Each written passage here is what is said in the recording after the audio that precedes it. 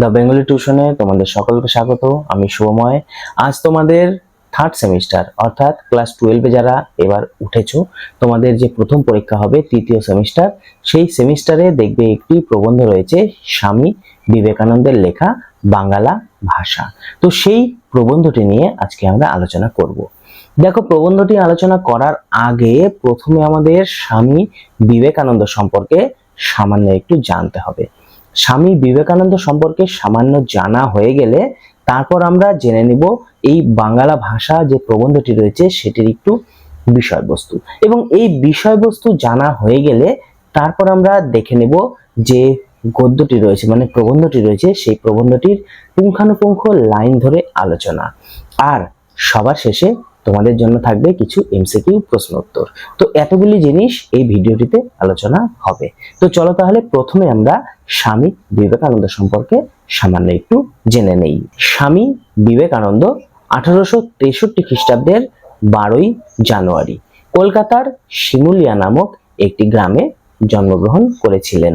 তার বাবার নাম ছিল বিশ্বনাথ দত্ত এবং তার মায়ের নাম ছিল ভুবনেশ্বরী দেবী। তিনি যখন সন্ন্যাস গ্রহণ করেছিলেন তারপর থেকে তার নাম হয়েছিল বিবেকানন্দ। আর মঠের তার শিষ্য এবং সহকর্মীরা তাকে স্বামীজি বলেই ডাকতো বা চিনত। আমরা দেখেছি স্বামী বিবেকানন্দ ছোটবেলা থেকেই ছিলেন ভীষণ মেধাবী। ছেলেবেলায় তিনি মেট্রোপলিটন স্কুলে ভর্তি হয়েছিলেন। সেখানে পাশ করে তিনি তারপরে ভর্তি হয়েছিলেন প্রেসিডেন্সি কলেজে। পরে অবশ্য তিনি স্কটিশ চার্চ নামক যে কলেজটি রয়েছে সেই কলেজে তিনি ভর্তি হয়েছিলেন। স্বামী বিবেকানন্দ ব্রহ্ম সমাজের সংস্পর্শে এসেছিলেন এবং তার থেকেও বড় কথা, তিনি শ্রী শ্রী রামকৃষ্ণ পরমহংসদেবের সংস্পর্শে এসে তিনি দীক্ষা গ্রহণ করেছিলেন।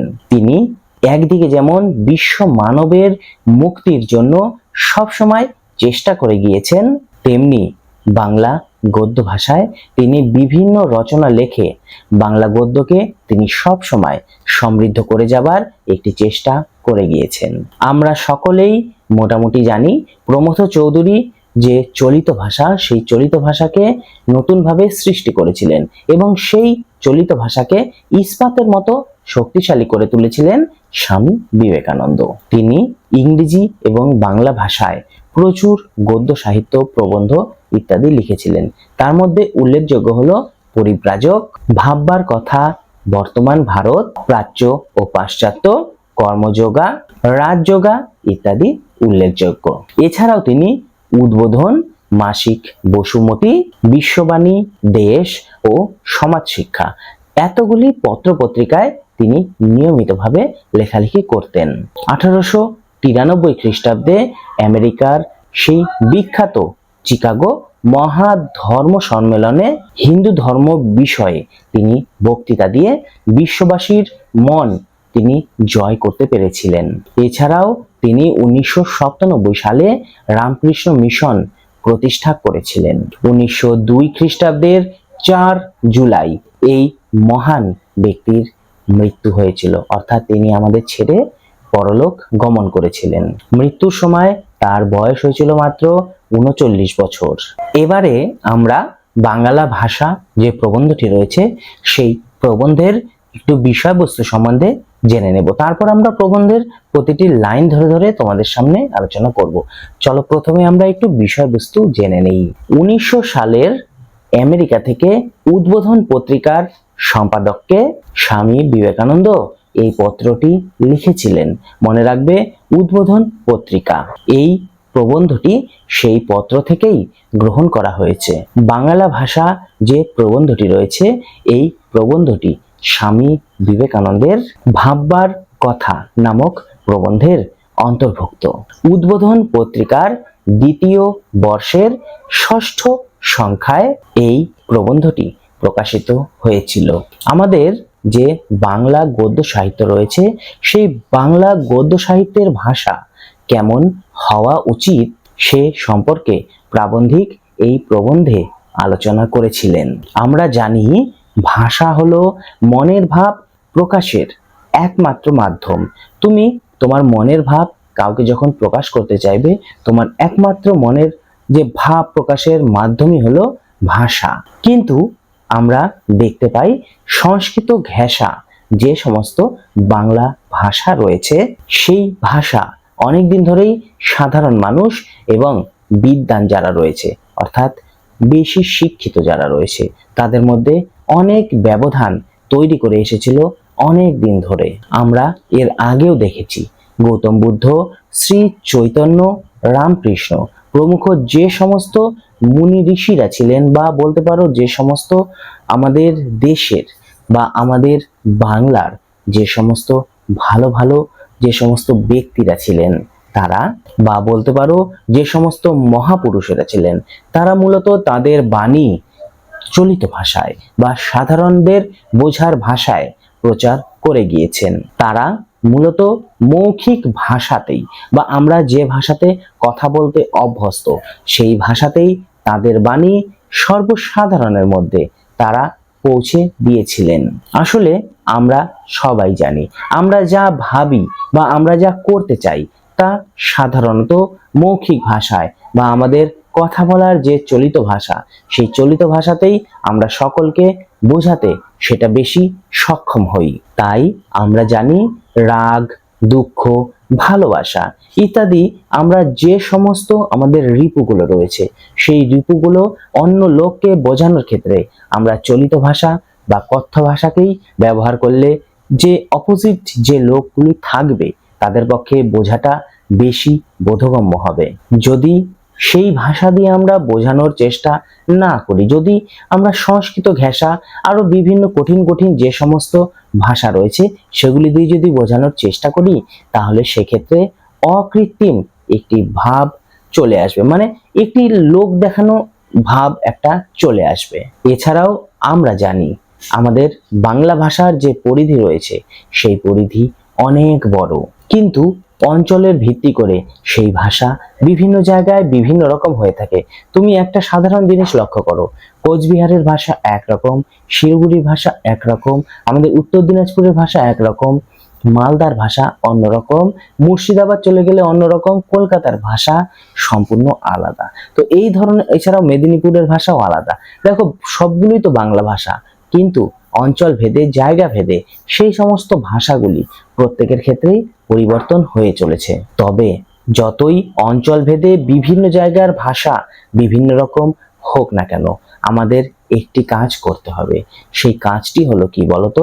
একটি অঞ্চলের ভাষাকে আমাদের মূল ভাষা হিসাবে ধরে নিতে হবে, বা একটি অঞ্চলের ভাষাকেই আদর্শ ভাষা হিসাবে আমাদের ধরে নিতে হবে। আর সেক্ষেত্রে কলকাতার ভাষার বিকল্প আর কোনো কিছু নেই, একথা স্বামীজি মনে করেছেন। দেখো তোমরাও একটা সাধারণ জিনিস বিচার করো, আমরা গ্রামে গঞ্জে বিভিন্ন ভাষায় আমরা কথা বলতেই পারি, লোকাল ল্যাঙ্গুয়েজে, কিন্তু কলকাতায় গেলে পরে সেই কলকাতার যে ভাষা রয়েছে সেই ভাষাগুলো আমরা সচরাচর সবাই বুঝতেও পারি, আমরা বলতেও পারি।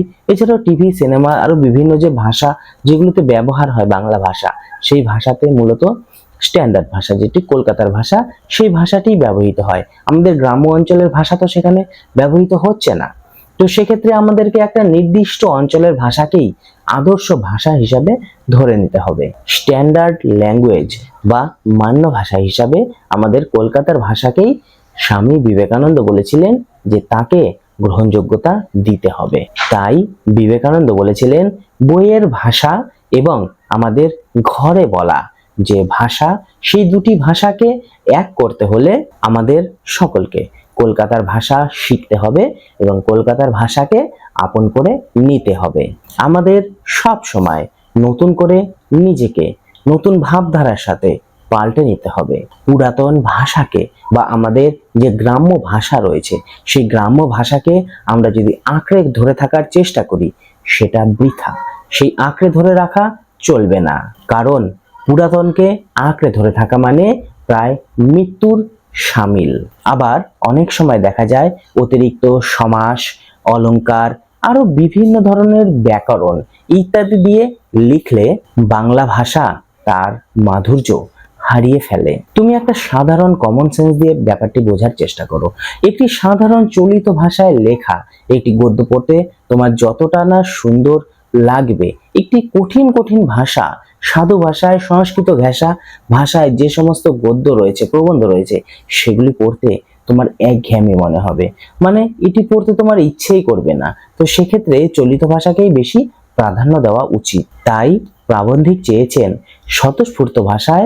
স্বতঃস্ফূর্ত ভাবে অ্যাকচুয়ালি যে ভাষায় মানুষ কথা বলতে পারদর্শী, সেই ভাষাকেই গ্রহণ করতে হবে। দেখো, এটা হলো এই প্রবন্ধের মূল বিষয়বস্তু। এবারে আমরা প্রবন্ধটি পড়ব, প্রত্যেকটি লাইন ধরে ধরে প্রবন্ধটি পড়ব। খুবই ছোট প্রবন্ধ, বেশি সময় লাগবে না।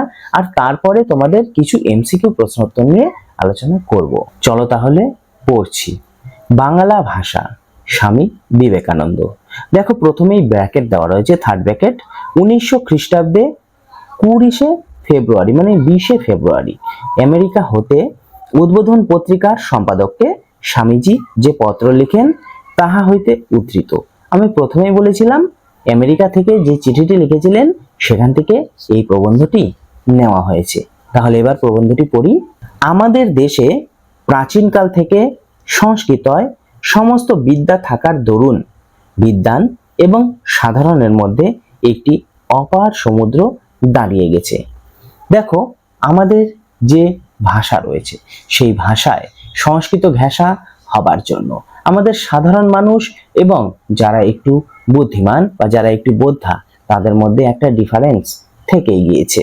বুদ্ধ থেকে চৈতন্য, রামকৃষ্ণ পর্যন্ত যারা লোকহিতায় এসেছেন, লোকহিতায় মানে হচ্ছে লোক মঙ্গলের জন্য, তারা সকলেই সাধারণ লোকের ভাষায় সাধারণকে শিক্ষা দিয়েছেন। আমি এর আগেও বলেছিলাম বুদ্ধ, চৈতন্যদেব, রামকৃষ্ণ, যারা যারা মনীষীরা যারা জন্মগ্রহণ করেছেন তাদের যে সমস্ত উক্তি বা যে সমস্ত তাদের দীক্ষা বা তাদের যে সমস্ত কথা, সেই কথাগুলি তারা সাধারণ চলিত ভাষাতেই ব্যবহার করেছেন জনসাধারণের জন্য। পাণ্ডিত্য অবশ্য উৎকৃষ্ট, কিন্তু কটমট ভাষা। উৎকৃষ্ট বলতে এখানে উৎকর্ষ বা উত্তমকে বোঝানো হয়। যে দেখো, তোমার মনে পাণ্ডিত্য রয়েছে, তোমার চিন্তায়, তোমার বুদ্ধিতে পাণ্ডিত্য রয়েছে, অবশ্যই সেটি ভালো, কিন্তু সেটি ভাষাটি যখন তুমি প্রয়োগ করবে সেটি লোকের কাছে একটু কটমটে লাগবে, তার মানে সেটি বোধগম্য হবে না। যা অপ্রাকৃতিক, কল্পিত মাত্র, তাতে ছাড়া আর কি, মানে কি আর পাণ্ডিত্য হয় না? মানে যেই ভাষাটা সাধারণ লোকে বুঝতেই পারবে না সেটি তোমাকে কেন প্রয়োগ করতে হবে বলো তো? সেটি ছাড়া কি আর পাণ্ডিত্য হয় না? মানে তোমাকে কি দেখাতেই হবে যে আমি বেশি শিক্ষিত, আমি বেশি পারি? তো তুমি যদি সাধারণ চলিত ভাষায় সেটিকে জনসাধারণের সম্মুখে তুলে ধরো, সেটিতেই লোক বেশি বুঝতে পারবে, তোমাকে পাণ্ডিত্য দেখে লাভ নেই। চলিত ভাষায় কি আর শিল্প নৈপুণ্য হয় না? স্বামীজি বারবার বলেছেন, তোমাদের শিল্প নৈপুণ্য দেখানো বা তোমাদের পাণ্ডিত্য যা দেখানোর ইচ্ছা তোমরা চলিত ভাষাতেই দেখাও।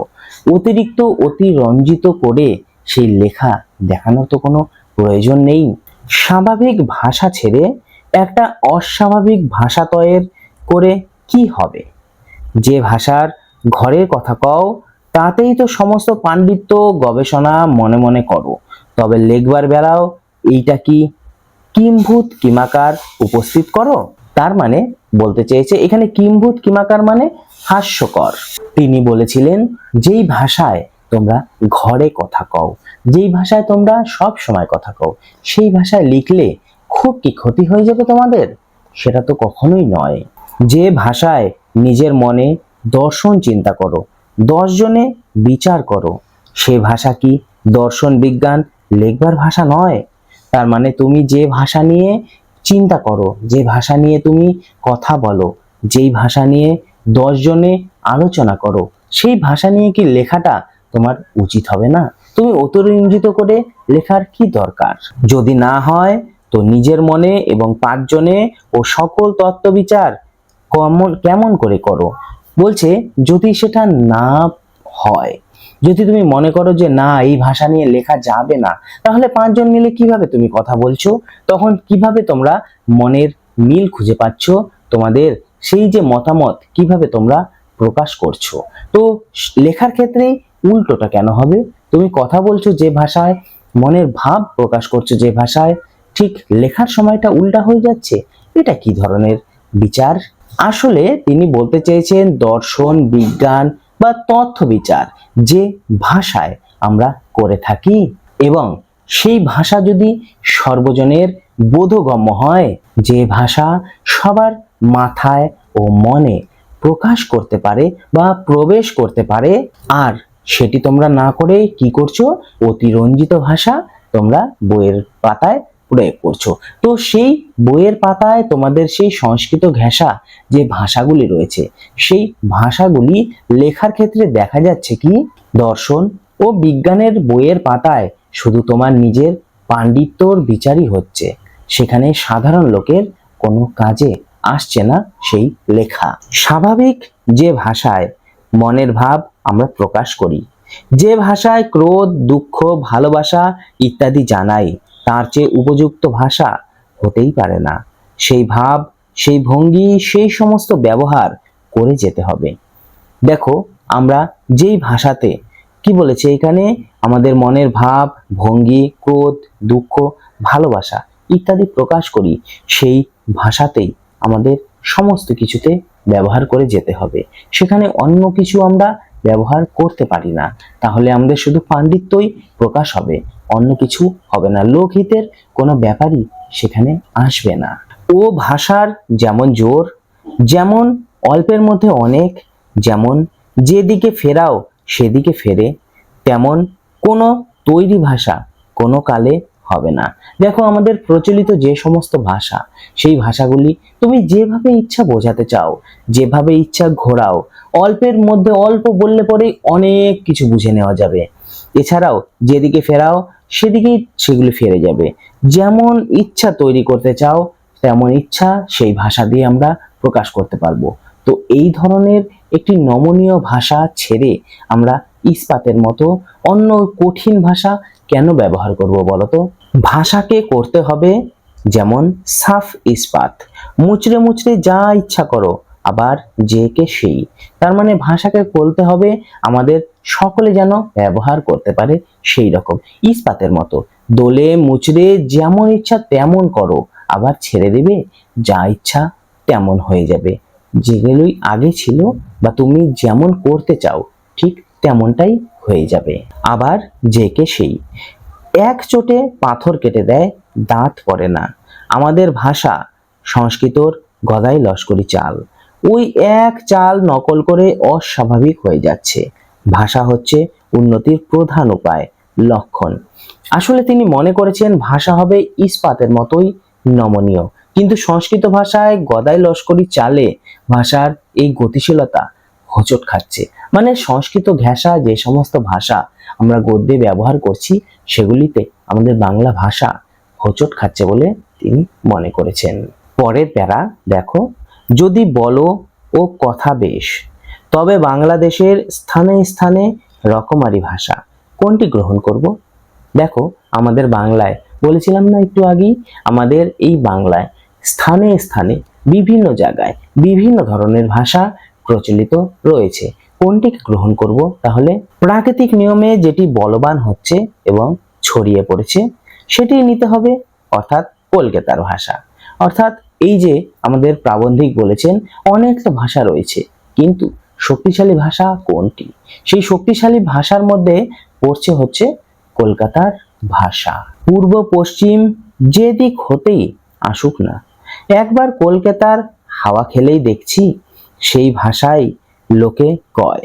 দেখো, তুমি পূর্ব দিক থেকে আসো, পশ্চিম দিক থেকে আসো, উত্তর দিক থেকে আসো, একবার যখন তুমি কলকাতায় যাবে না, সেখানকার ভাষা এত সুন্দর লাগবে তোমার কাছে, তো তুমি বাড়িতে এসেও হয়তোবা সেই ভাষাতেই কথা বলতে চাইবে।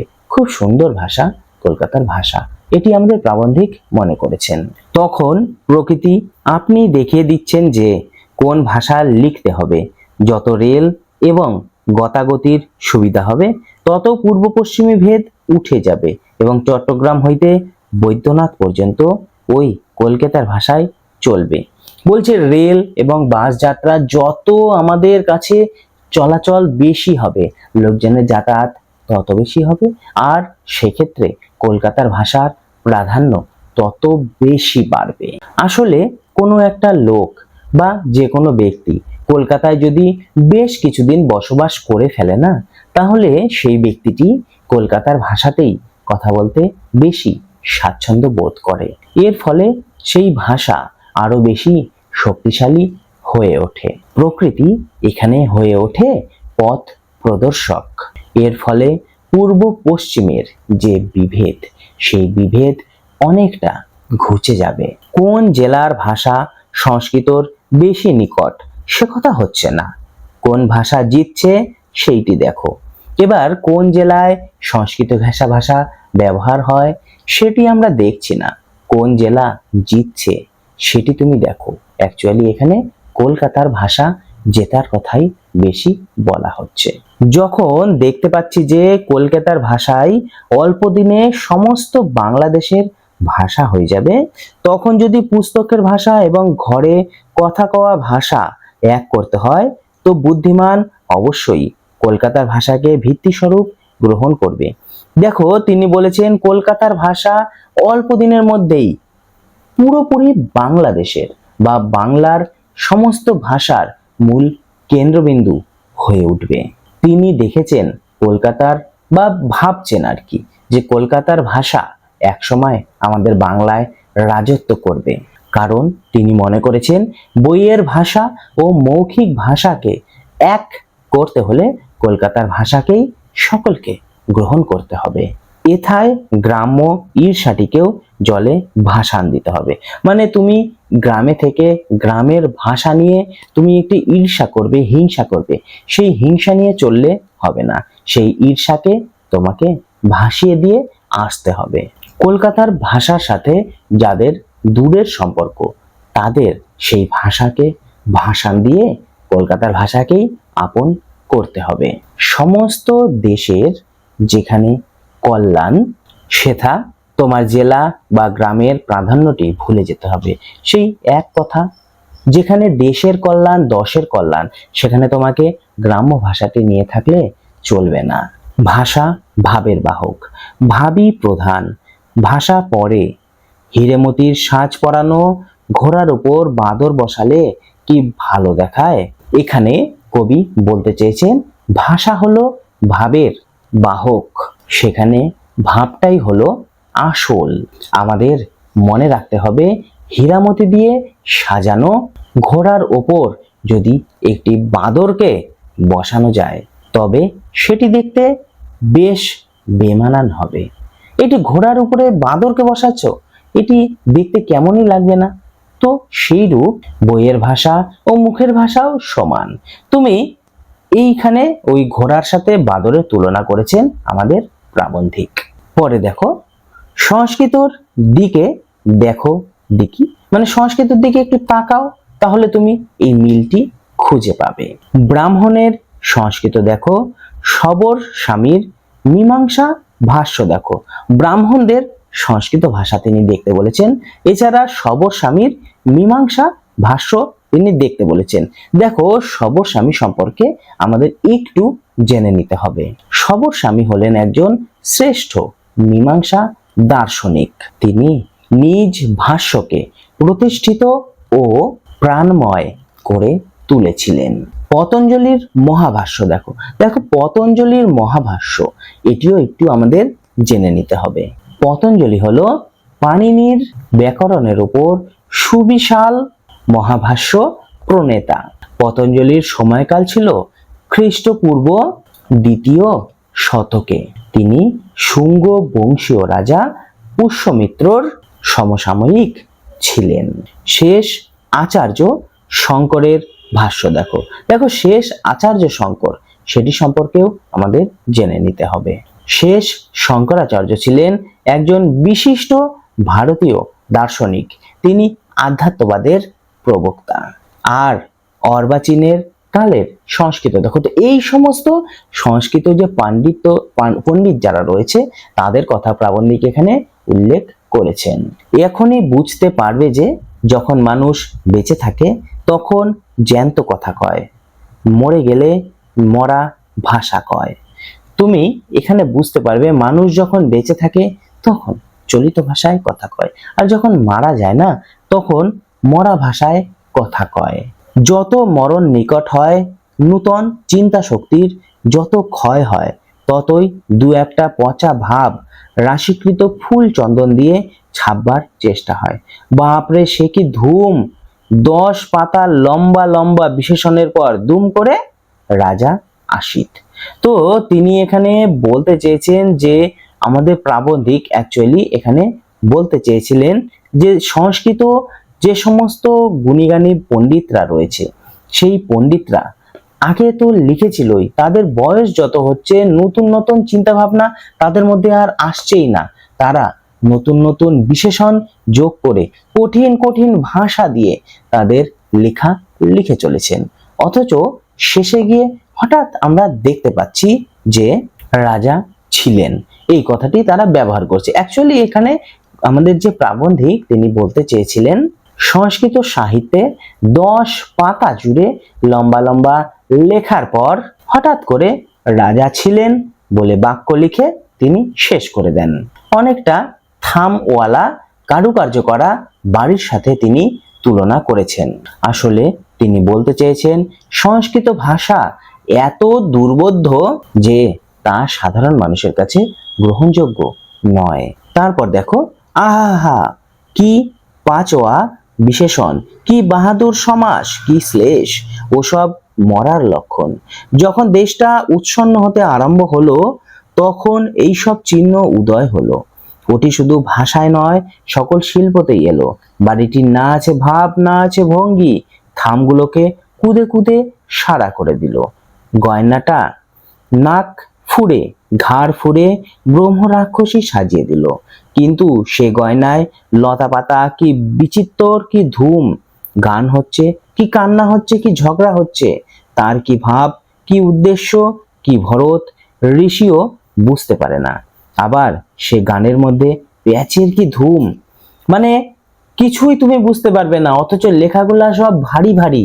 মানে একটা রাক্ষসীকে নাক কান ফুটো করে গয়না পরিয়ে দিচ্ছে। এটা হচ্ছে অদ্ভুত ব্যাপার না, বলতো? তারপর দেখো, সে কি আঁকা বাঁকা ডামাডোল, 36 নারীর টান, তাই রে বাপ! তার উপর মুসলমান ওস্তাদের নকলে দাঁতে দাঁত চেপে নাকের মধ্যে দিয়ে আওয়াজে সে গানের আবির্ভাব। এগুলি শোধরাবার লক্ষণ এখন হচ্ছে। এখন ক্রমে বুঝবে যে যেটা ভাবহীন প্রাণহীন, সে ভাষা, সে শিল্প, সে সঙ্গীত কোনো কাজের না। এখন বুঝবে যে জাতির জীবনে যেমন যেমন বল আসবে তেমন তেমন ভাষা, শিল্প, সঙ্গীত প্রভৃতি আপনা আপনি ভাবময় প্রাণপূর্ণ হয়ে দাঁড়াবে। দুটো চলিত কথায় যে ভাবরাশি আসবে তা 2000 ছাদি বিশেষণেও নাই। তখন দেবতার মূর্তি দেখলেই ভক্তি হবে, গয়না পরা মেয়ে মাত্রই দেবী বলে বোধ হবে, আর বাড়িঘর দোর সব প্রাণস্পন্দনে ডগবগ করবে। দেখো, এই যে এত বড় লাইনগুলো আমি বললাম, এই লাইনগুলোর দ্বারা আমাদের প্রাবন্ধিক বলতে চেয়েছিলেন যে মুসলমান যে সমস্ত ওস্তাদেরা রয়েছে সেই সমস্ত ওস্তাদের দেখে দাঁতে দাঁত চেপে নাকের মধ্যে দিয়ে আওয়াজ করাকে তিনি দুর্বোধ্য সঙ্গীত বলে উল্লেখ করেছেন এখানে। কিন্তু এগুলি শুধরে নেওয়ার সময় এখন হয়ে গিয়েছে। আসলে যে ভাষা ভাবহীন প্রাণহীন, সে ভাষা কোনো কাজের নয়। তাই ভাষাকে হতে হবে সজীব প্রবহমান, তবেই জাতির জীবনে প্রাণ স্পন্দন ফিরে আসবে। তিনি মনে করেছিলেন দুইটি চলিত ভাষায় যে ভাবরাশি ফুটে উঠবে তা 2000 বিশেষণ প্রয়োগ করলেও সেটি ফুটে উঠবে না। তখন দেবতার মূর্তি দেখলেও আমাদের ভক্তি আসবে। অলংকার পরা মেয়ে দেখলেই তাকে দেবী বলে আমাদের মনে শ্রদ্ধা আসবে।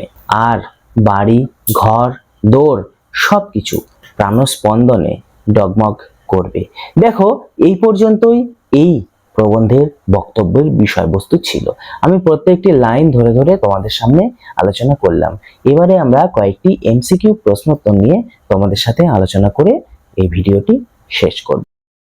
মহাপ্রভু চৈতন্যদেব জন্মগ্রহণ করেন 1489 খ্রিস্টাব্দে, 1486 খ্রিস্টাব্দে, 1486 খ্রিস্টপূর্বাব্দে, 1489 খ্রিস্টপূর্বাব্দে। সঠিক উত্তর 1486 খ্রিস্টাব্দে।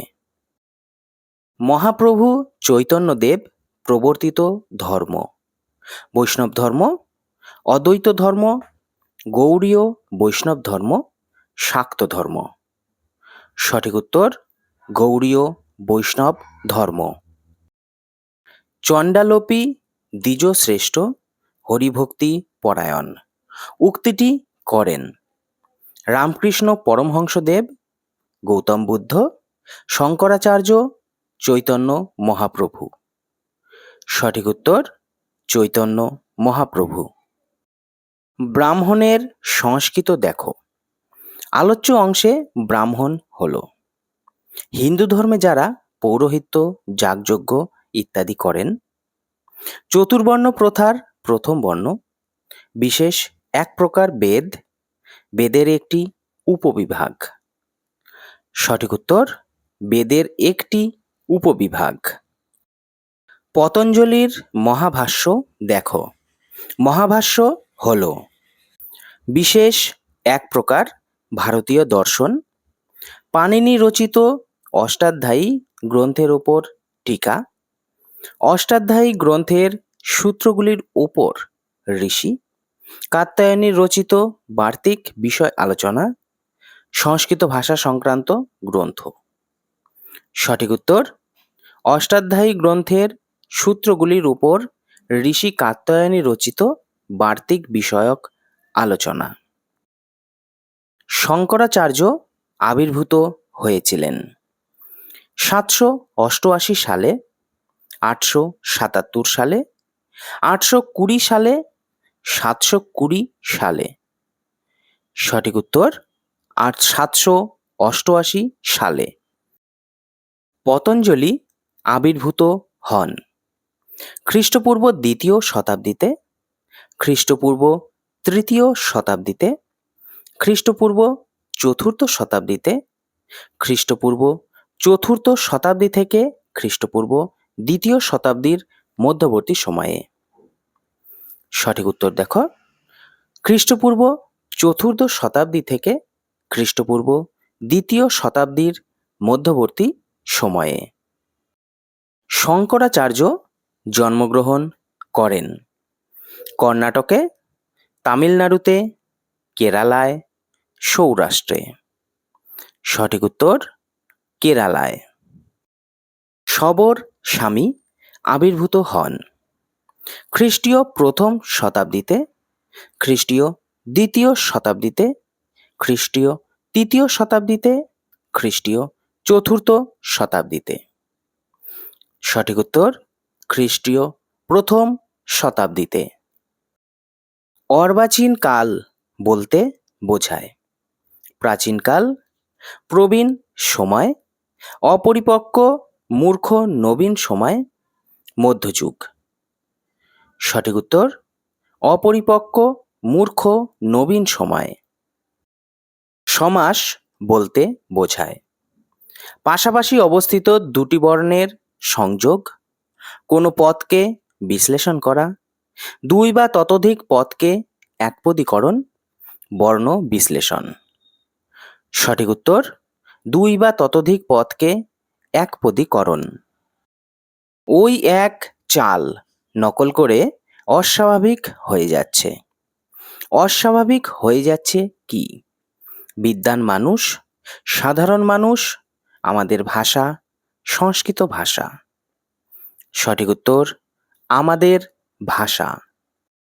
ভাষাকে করতে হবে। আলোচ্য অংশে ভাষাকে কিসের মতো করতে হবে বলে প্রাবন্ধিক মন্তব্য করেছেন? লোহার মতো, ইস্পাতের মতো, গলিত সোনার মতো, মাটির মতো। সঠিক উত্তর ইস্পাতের মতো। সেই ভাষাই লোকে কয়। এখানে কোন ভাষার কথা বলা হয়েছে? কলকাতার ভাষা, সংস্কৃত ভাষা, সাধারণের ব্যবহৃত ভাষা, কথ্য ভাষা। সঠিক উত্তর কলকাতার ভাষা।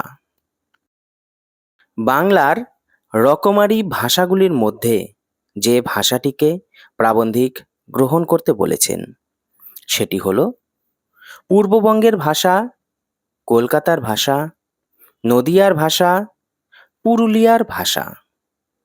সঠিক উত্তর কলকাতার ভাষা। গদাই লস্করি চাল কথাটির অর্থ হল বিশেষ এক প্রকার দামি চাল, দ্রুতগতি সম্পন্ন, গদাই লস্করের ব্যবহৃত চাল, মন্থর গতি সম্পন্ন। সঠিক উত্তর মন্থর গতি সম্পন্ন। চট্টগ্রাম অবস্থিত পূর্ববঙ্গে, উত্তরবঙ্গে, দক্ষিণবঙ্গে, সুন্দরবনে। সঠিক উত্তর দেখো পূর্ববঙ্গে। উন্নতির প্রধান উপায় লক্ষণ হিসাবে প্রাবন্ধিক কোন বিষয়টিকে চিহ্নিত করেছেন? মুখের ভাষাকে, লেখার ভাষাকে, ভাষাকে, বিজ্ঞানের ভাষাকে। সঠিক উত্তর ভাষাকে। কত পূর্ব পশ্চিমী ভেদ উঠে যাবে? আলোচ্য অংশে পূর্ব পশ্চিমী ভেদ কিভাবে উঠে যাবে বলে প্রাবন্ধিক মনে করেন? কলকাতার ভাষায় কথা বললে, যে কোনো কথ্য ভাষায় সাহিত্য রচনা করলে, কলকাতার ভাষায় সাহিত্য রচনা করলে, রেল ও যাতায়াতের সুবিধা বাড়লে। সঠিক উত্তর রেল ও যাতায়াতের সুবিধা বাড়লে।